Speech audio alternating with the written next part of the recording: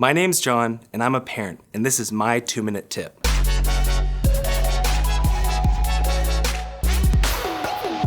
I'm sure for most of us, this has been a season filled with many adjustments, and maybe on some days, may even feel overwhelming.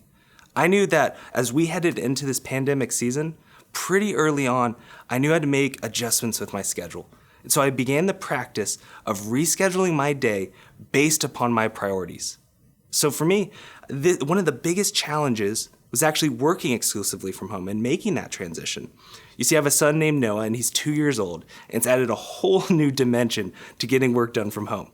He comes in from playing outside, and he hears my voice in my office, and he thinks in his mind, "Dad's home, it's time to play." And he's able to reach up to the door handle, he's tall enough, and so I hear it squeak open, and then my beagle Riley and him just charge in, and they cause havoc for a good 2 or 3 minutes, right? And I wish that I could say that this happened probably once or twice a day, but it actually happens probably a good 3 or 4 times a day. And as much as I love these moments, there eventually becomes an element of, "Hey buddy, Dad really has to get some work done." And then the whole situation for me can feel a little overwhelming because I feel my priorities conflicting. No dad ever wants to reject their son of playtime. It just is something that weighs on me.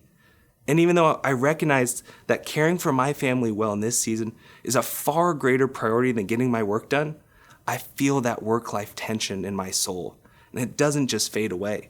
And I'm sure that this is true for many of you. So I'd like to recommend the simple tool of rescheduling your day based upon your priorities. And so what does this look like practically? Well, for me, I've actually begun having a very structured morning, but in the best way possible.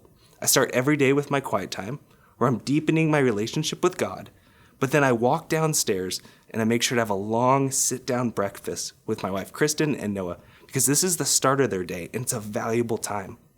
After that, I'll head back upstairs, and I'll work for 2 or 3 hours. But I'm going to make sure to come back downstairs before Noah naps and before Kristen gets a nice break in too for lunch.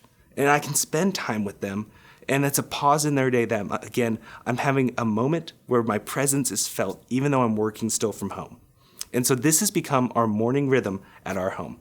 And I want to tell you, it's really been fruitful in so many ways. I'm spending more time with God. I'm feeling more like I'm spending more time with my family than ever, and I'm less overwhelmed because I've readjusted my attitude. I'm not just trying to get enough work done in this season, and I've let go of I'm not getting enough work done. And the funny part is that through all this, I'm still having more than enough time to get my work done, and I'm doing it well. I hope this tool helps you as much as it's helped me in this season.